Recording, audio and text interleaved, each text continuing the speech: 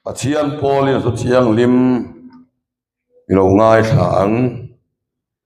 Sam somriat le pasari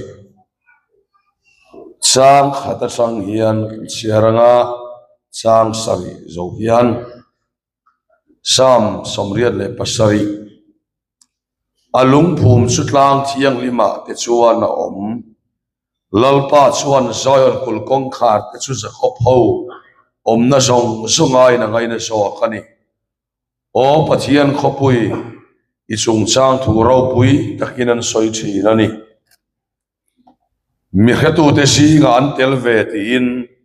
Rahab le Babylon chung chang thu ka soyang Philistia le Tura hi Ethiopia ne hian enteu hemi hi sutapiang suani ani hemi le somi soma piang an nia chungnung berange chuan ama choti ketang tin Zion chung chang thuan soyang lalpan mitin mingazia khuna chuan hemi hi sutapiang chuani tin na siarang lasatu ten alamatanen chuan katuina zong chunang mani omni anti yang FSC kwami tenentir ko pole kathon bung ni chang som po changa chang som ni pani chuti chuan tuna mi khwal le mi cham mai in ni to lova mi chiang lim tenen chuan tol khat le pathian chung te in ni te zo kani Krista Isu ange su akira lungpoi mo berni in tir kautele zol nei te lungphum chunga sak in ni a ama chuan lungrem rangchak kerem takasuk to in langpa chon biak in Thiang Lima changsel thina nangni po ama chuan tharawa pathian omna turarem kho inni athulal pan kan sa tan mal min som sak ro se damlo tan ilo chong cha yang lalpa kan pathian min mangai tu khove lai len lai ni khan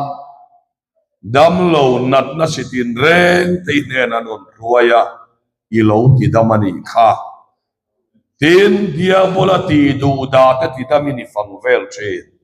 ti tir khom ka thil tia kan hu boka janina po hian dia bola na ati du da nat na tuar minge mozat ima kanon din pui le a hen lalom omi lungpop te lal diki asma accident avanga kong sok te lal roliana sok te lal dan pari khup na te biak than moya internal bleeding te lal heng lian itsua patui tling te lal engzama brain tumor te puram liana phing cancer te mal som zoe lung pop te hi I cross bula kanon din pui le ani heng mi te lung ngai na le nat na song so hi pura an tuar ai cross ai tuara thapang ini room to a so van suan san ina heng mi te hi Krista suan ti dam to wangin lom thu kan khela che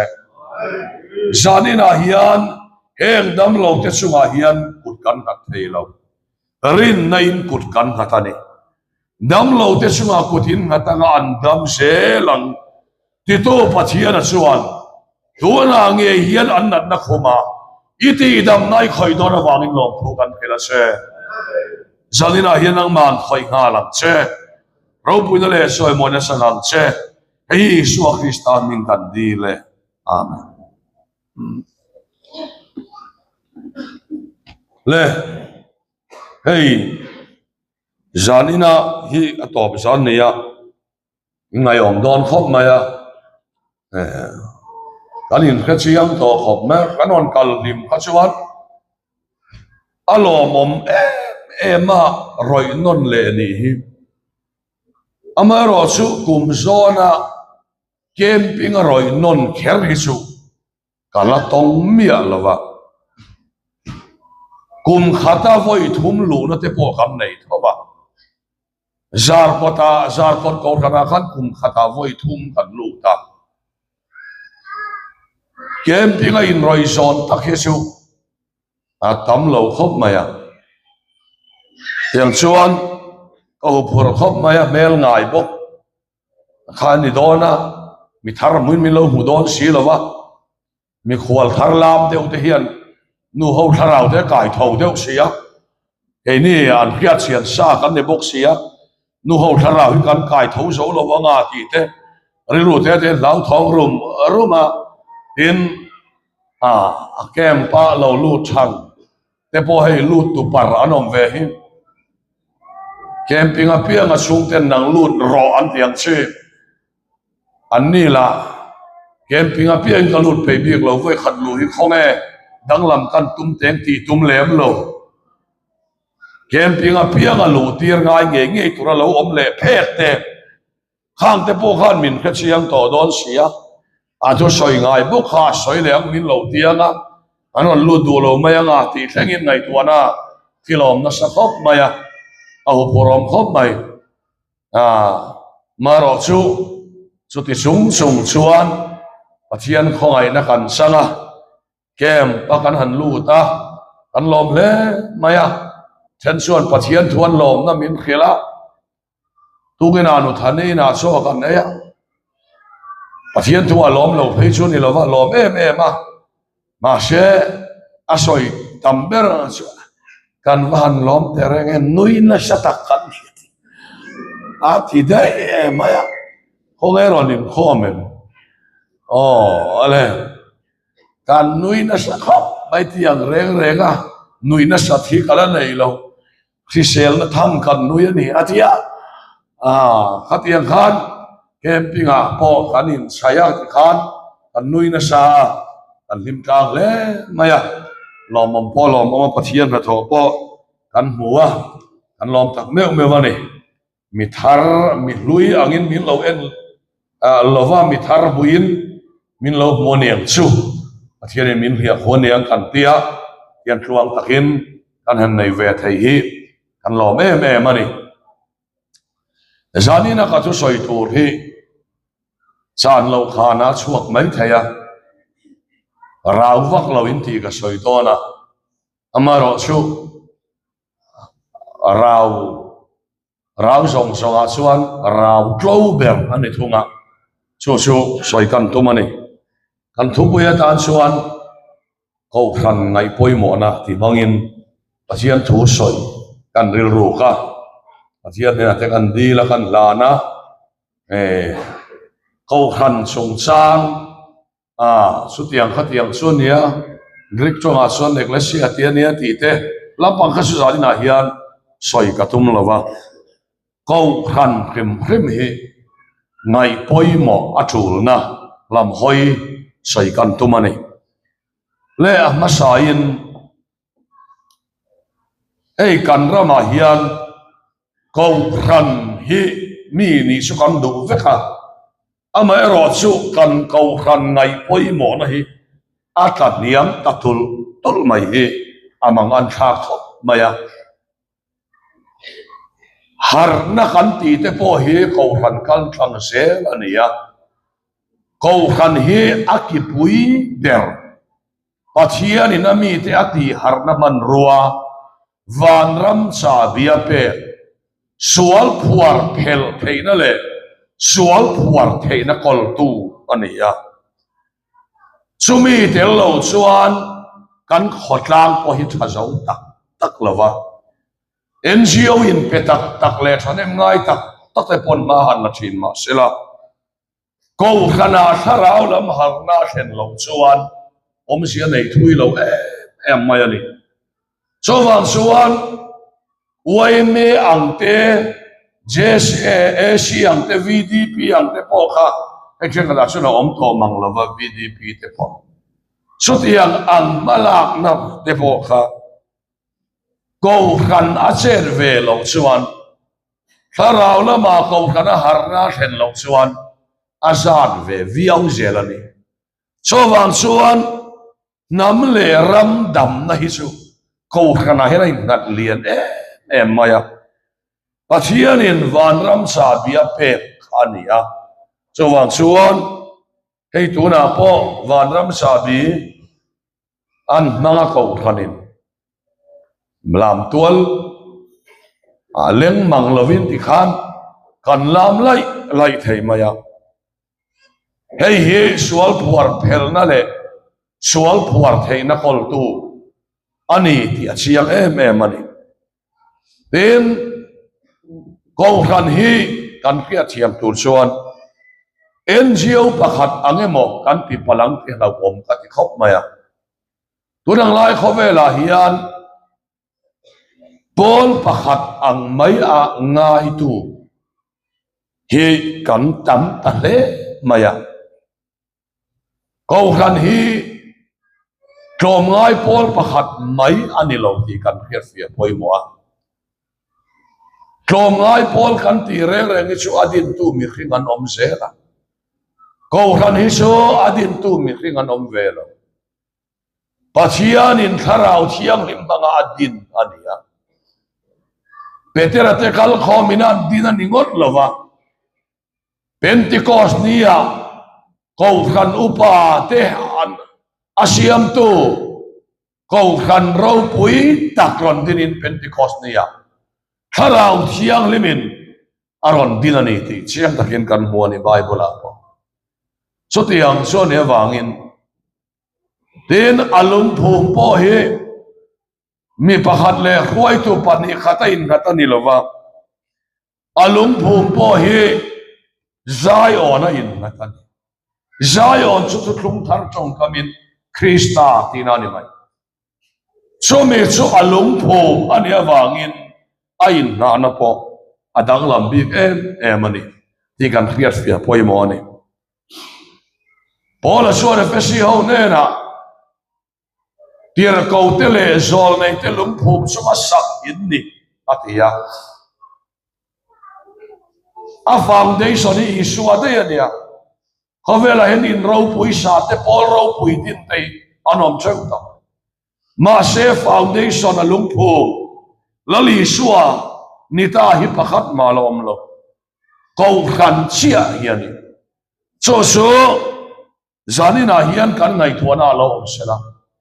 alung phum sulali suwa Krista ani tisuan sutiang su ai nga na ani awangin anging ve tak thailo heta thian ma sela mundanga din tharang yang khan kan upa te an lo borla ni point an lo om to lo ni point a thak tu lalpan aron cher suak le se la ti hian ko kan su kal se ani su zan ina kan ngai tuana om se poi mo le su ko kana su eng ang taka kan ta na lunge ni ti kan khiat sian pasaka poi mo le maya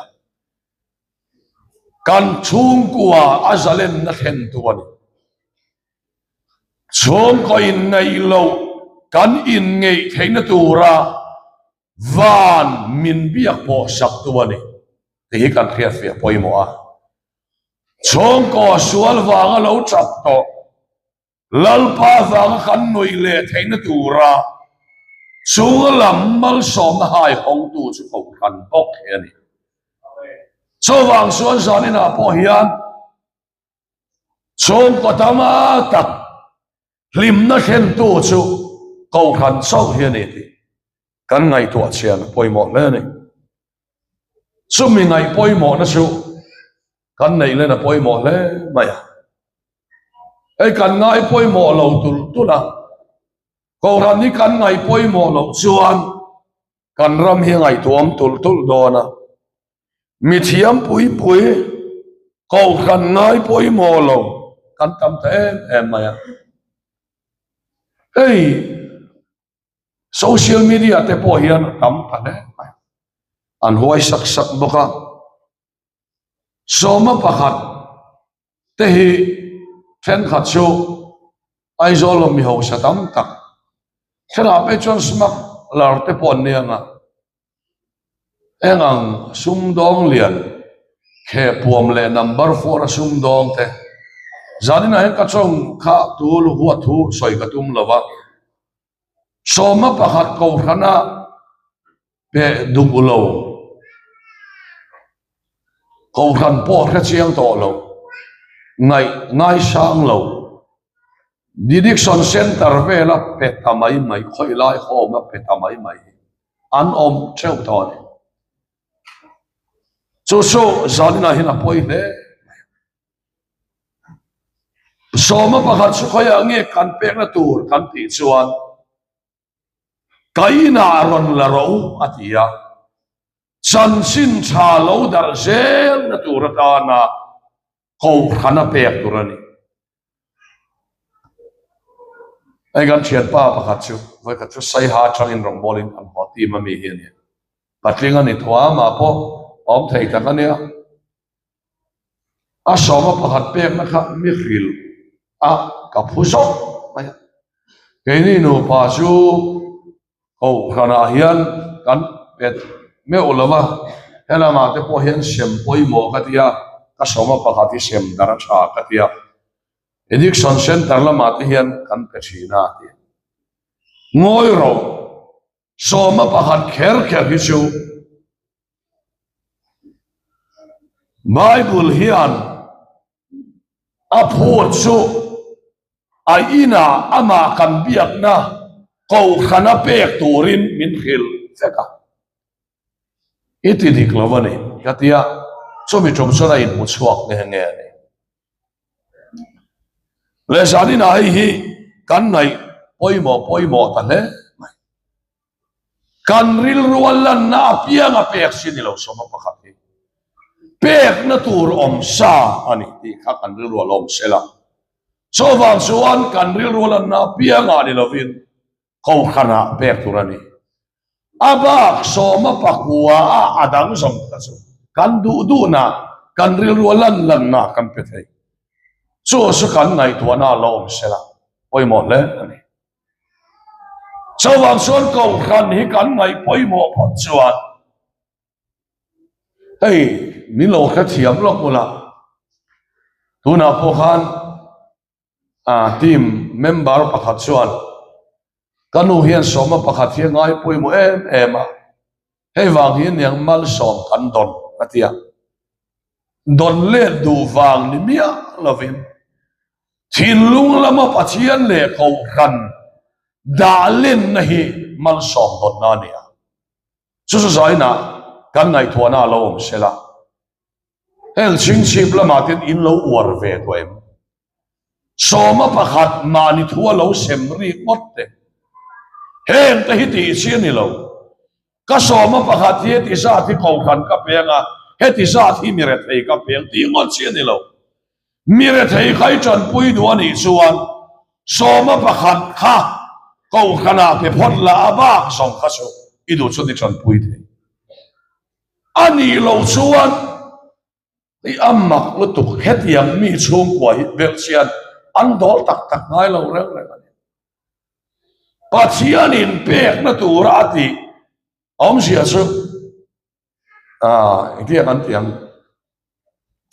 hey min fel min ti se cha min ti se tia wala oi sa sem sung so ba so kau khan chu bel lo na ma se afelani ti lo tu me enge mo sa chiam ton mi fel ni tum lu to ka wala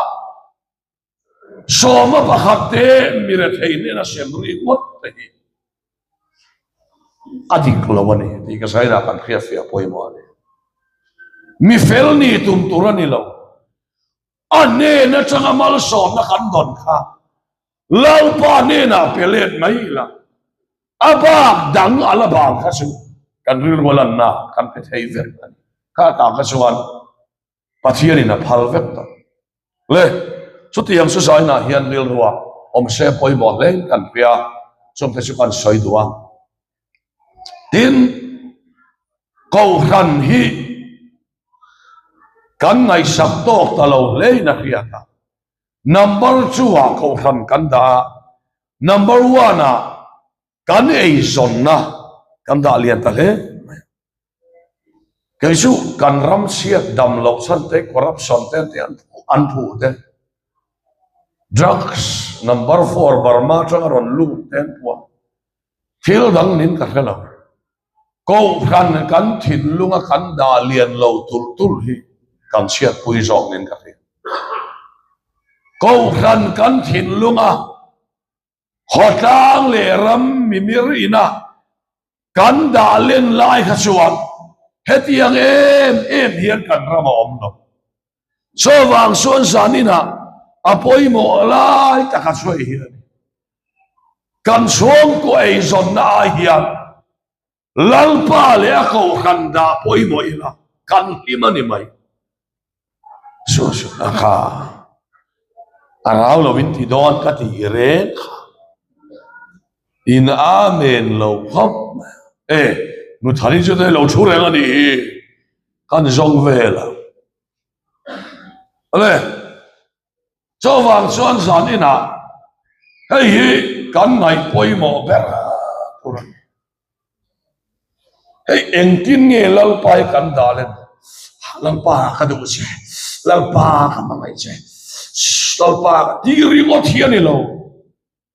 sum kala lu ta kala luwa pachian ne na pek ve tu hi ka mangra lang ti ka lava khonge ka soma pakhat khakan da thate ang ti a pachian ka ngai poi mo na ko khan kal tlanga kalan tir sia hian ahuna lal pan min ngai poi mo ve ini eng ma ni lo mai la mi pe ang zat pe lo mai la soma pakhati ka pe long ti ka hlau ber ta ne kan na rei ve to ni o ka pa cancer te stage 4 ani to boy ma a chak lo to na ama ero chu pathian yen minom pui tat engi chan ne ka khia chu pathian ka ngai poi mo na hi atlem te lul nen te lul nen ti ka ngai to ama ero chu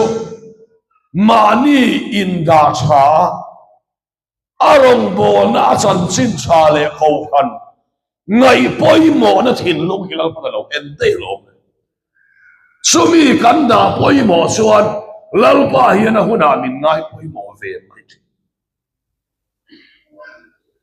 tlang valai changa lo soma pakhat pesat cái chú mi lo cham hi kala khala re mi lo cham hi kala khala re a thin lung khan lalpa ngai poi mo ni ti kha chiang reng mai a zonga za kan ngai poi mo lo ni poi kan ngai poi mo na kan lan ti na kha pathian yen a ke tat ni hi zanina kan sai do ani so wang suan in soma pakhat kha khoi lai mi re thei chan puina ni mo mang to lo ula khoi lai hom chan puina ni mo a ko khana nge hian pe ula adanga song po hi mi dang chan puina tur lal pana ti punga mi dang pe tur he ti pung do na eng ma so ka ni lawa hey suai se la hian kan se se hian man zana kan soya kan panin kan soi do na ka ni na chu ni lo ti su ka kharega ma se tim sira china mi lo mu dan kha kalom ve mi ti phura mi ti chak tul la chu ta soi hian ya u thang te pathian om pui chan pakhat sei chu tharau lam chu kan ni se i luang chuak mani atia i luang chuak mai thil phal ma lalpa le a kau khan hi ka chiang lo ila chuan hi kadam na min pe tu ania min soi sang tu ania kau khan kal tangin pathian in voinia mi te choi sang vek se uni nang mani mi mala quality lo ve tak kha kau khan in mi quality ya min han chuata ania rau pui tel ei a kau khan ro pui sia chi cho wang suan sutiang anga min chua tu chuan hi awangin kau khan hi khowela kan bu thei pathian chen na khopui ro pui ber ain puan na van lam supply song ai song kan don na kau khan kal tanga dong kan nia cho wang suan zanina kau khan mangai let na hian ihar ani pop chuan it's just hengai lovang pathian fucking omros ivan duai mangai ti tingai lovang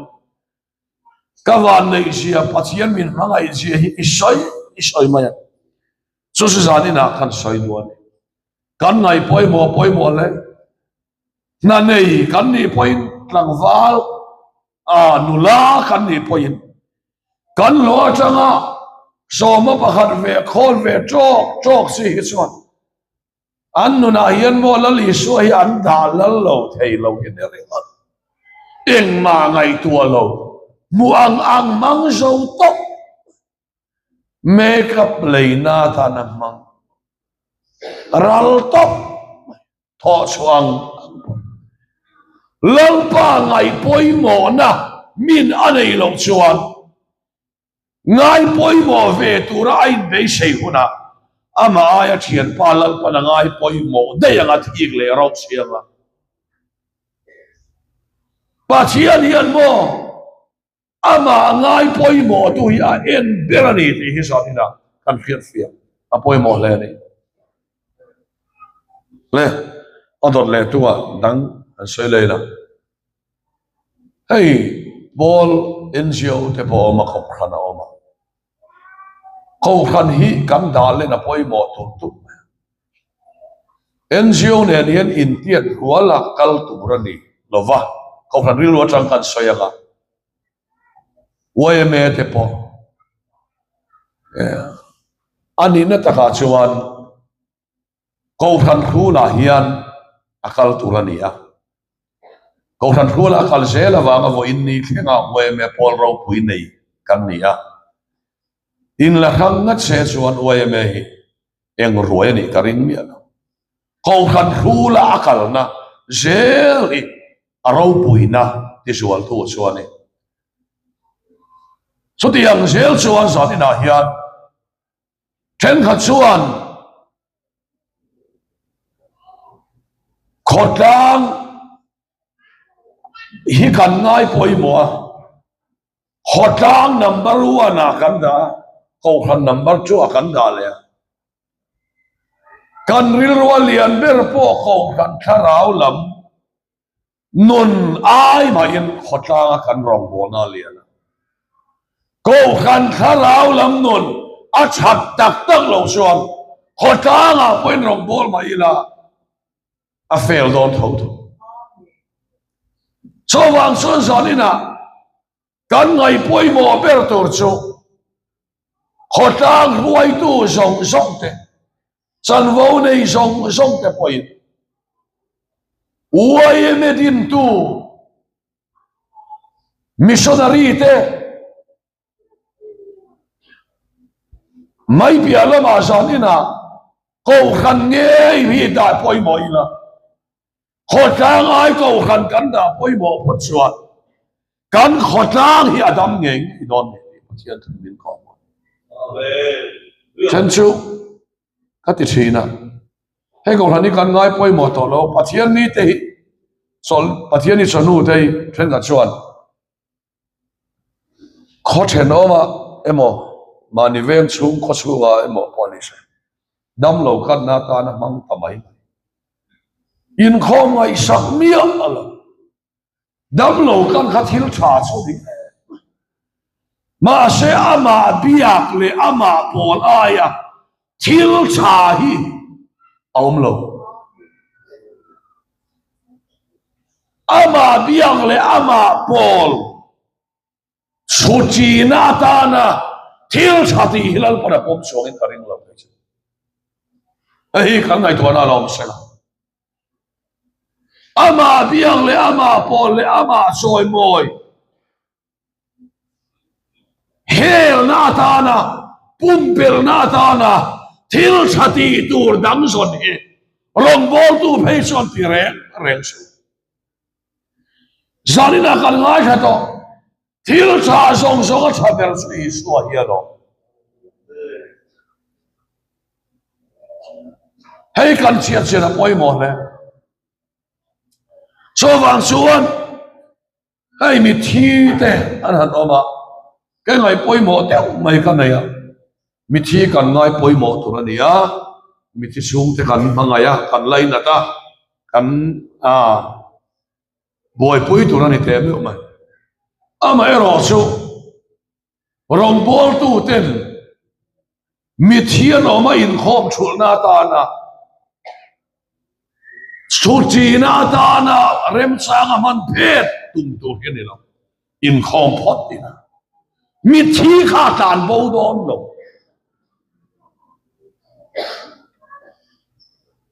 mi thi le nga khoya ma tan bo don tiền asana khan an hui mai don poni lo phe chuan rong bol tu chuan kani tur ang takin pathian biakin panila lalpa du zong ka ti chunga ka chong chai sakhi an tan mal song na ni so chawang suan sanina hei kan ngai tu na om sela chawang suan hei kan ni ruwa kan khia bela poimo anua mi thina so kan kal le ma yang a soi tong khan thun pon ngai to lo kan bo the ni to lo anom pa ngai nom reng don so wang suan zanina pathian biak in khom te aya mi mua mi cha ni tumri ngot poi adik lo khotang mua mi fel ni tum lu tung poi adik lo lalpa hi ngai sakila lalpa ngai sak songin thil ti mai ila mi te poi min fak zo thau thau lalpan song mi so da niam thei lo re le so zanina ka ho don na ka ngai poi mo lian deu ani a dot le chuan ei rau vak lo ti mai thea ril de mani o ka hallelujah pop na sinia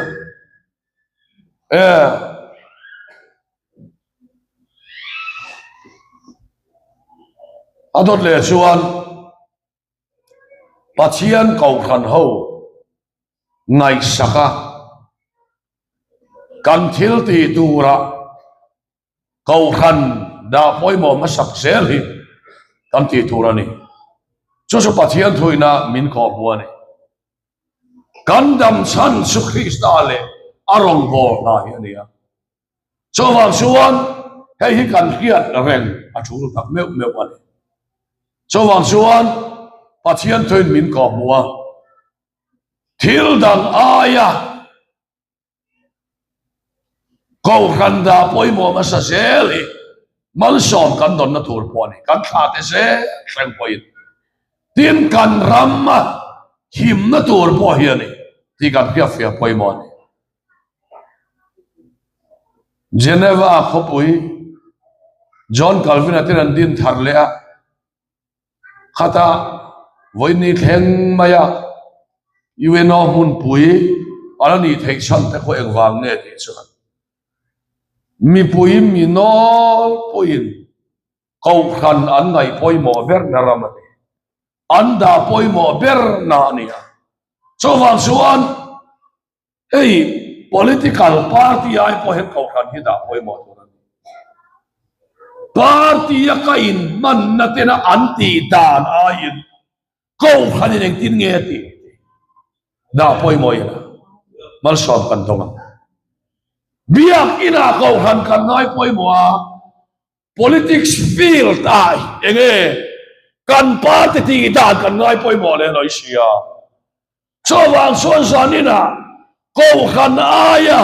thil dang pakhat ma hi da poi mo turom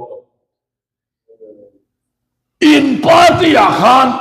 kau khan hi seng lut la Ramadan ni mai lalpa farmos kau khan kan da poi mua partia kan lu chia kau khan le ti dan kan thing thalea sawang suan ram kal phung po kau khan du dan aya mo parti du dan da len na rama kan chua vai suan nakin loka kan naral dolan alo mom le me ka helama an amen choi teu em ole zanina hei kan khia fia poi mo le chawang chuan kau khan ina ati to chu committee na ti to chu hei fellowship pawalai po fellowship weekling kan ni chawdon in process me kan ya komin sila ta le chuan tikhan fellowship weekling in ni chaw to mai do na pawalai te ka ngai to thina committee na ati to chuan phur ta kha thok tur kan nim ya ma ni ngai dan khan pa lo nei the ming yo nger ni te pathian thoi lo na thau thomani pathian thomi na oi tak chuan arong bol puiten heti hian piango committee na pass to anti chuan kei chaka pei ve lo ti mai kha thei lo ei ko khan committee theng hian committee in kan rel to si phur ta ka bo soi tu kan ne ani kha ni ro se hela mi chu ei ka phur lam le phur lo lam mi kan nei tu ni lo na administration a po kan phur tu ni a thara lam a po kan phur tu ni a kong e nga ki ma man ta ka rong bol tu rong pu ya lal pan min siam tu ma lo chawang suan sanina tui zong chowa hian kan phur tu ni lo committee na rela ka tel ve ani chuan ka tui lo na lama po pho takin na thok mai tu cho so ko khan ngai poi mo na ei committee na rel to mani rel to nge a rel na si nga tel ve reng si mani phur lo so mani wa ga aru ka hai tum ru khat mai midang rin ru khat mai ang che te unity in pum khat na om lo wala pa se thei lo chawang chuan committee in kan rel to ani chuan KGP a po ani se kolan nei se po ani se po wala ya po phor ta ka bo so hi ka ti ro ni ko ka tui zo ga phur em ka tui lo zo ga phur le mi lo ni te hi zanina ko khan ngai poi mo lo na ti kan phira poi mo ni chawang chuan pathian le a ko khan ingai poi mo kan ei zon na kan mi mal ngai dan ko khan chu kwa rong kan bol ho na ko kan tui zonga in ko khan committee na rel to KGP committee na rel to ko khan nei che pawalai na rel to zanina hian ngai poi mo thiam zel ila zongin in pe zel ila kan thil ti a ming ni lovin ti tak zel ila pan mala som kami lo kha thiam ve lok wala kan soi lok anga team hi midang engen an ka khela mi chat eni ai chatak tak kan ne la rong bol tu kan ruai do na pathian ni chela wang ti lau sekin zan pon mu lo ti in skia ta thain ka pathian ni chela wang ti lau sekin rong kan bol na kan vadi la thu soi ve khim ka du etia thu soi ve the lungoi kan ni lo zai na hin ta soi lan do thu soi ve the khim ma wa lungoi kan ni lo ma he rong bol na hian kha ring tu ke tiak le ba no ai kha khu ba soi tam ti chari na lom lo palang ti kan au lia ko khan ta la nem nan na kan ni lo wang ti kan ka ba thil le kan ti tak lal pa fa ram lo kan ti tak nak na chu bei tham le ma shela kan ti tak ani chawang chuan kharau lam thila reng po hian administration a po ro re lam thila po lo ni sela kan in real bol na kau kan in real bol sila iti mai lovang o en kimiti tak zeta kan ti son lalpan mala sobon hada taka lalpan na thok tu so an chedong inom ro sa tia so wang so no rau te usani na hian kan hon u apo low follow tak khai speaker te rom to lo boka khom lo mai ten in lo ti vai chuan ati flop to ai trong te then in khwal telem kan ni lo au kan ho hi van khoi nun na khoi in na kan thokan mi kharau nun na hi kan ko ta o man so wang son kan rom bol lai mai lo wa thok mai su en san ke ti pi a body se kau kan mai se pa wala ya body se chan to na body se la mi kharau nun na kan ku to om rom bol na thil ni a kau kan rom bol lai so wang son ti ve mai a thiang lo pa thian ne kau kan da poi mai ti tak in thok ila lalpa mal som takin kan thokan lalpa kan no se thok lo so nei poi su se tia harala ti tak zeta rom bol lo isal mal som potum lo talent ti dei ti tak tara te so eng mane lo min faka minun na theng phalo hey varai tave ni somli pakhatakal to atop na ni boka kala soi zel lo ne ati top trep to ni zanina hai kan khia fia poi mo kam thil ti reng la hian tak na ne ti tak na ne hian thokila sunglam ngeng khia chun bi kan sunglam khia khoi bi kan so wan suan zanina hai hi kanga nina satia mai lelang satna tur mai ni lo organ chan votin reng hi ti tak kau khan chung kwa rom ka bola turata na lalpan san volen nina min pe kani ti khiain karo